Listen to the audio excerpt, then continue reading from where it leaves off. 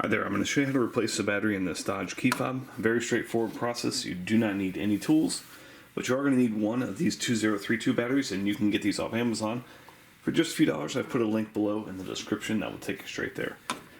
What you want to do is, first order of business is slide this mechanical key out.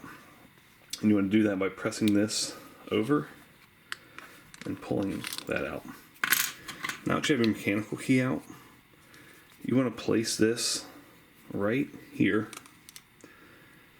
right in that little slot, and just use that to pry it apart, just like that. And now you have access to your circuit board right there. You can pop this out with your key. New battery goes in, positive side facing downward. And the biggest tip I can tell you is this: you want to make sure this is seated appropriately around this edge right here before you push it all the way in. So make sure that's seated in there nicely, and then just squeeze back together. And you'll know if it's not seated nicely because this piece will be sticking out. Okay, put your mechanical key back in and you're all set. Hope that was helpful. Make sure you hit that thumbs up button.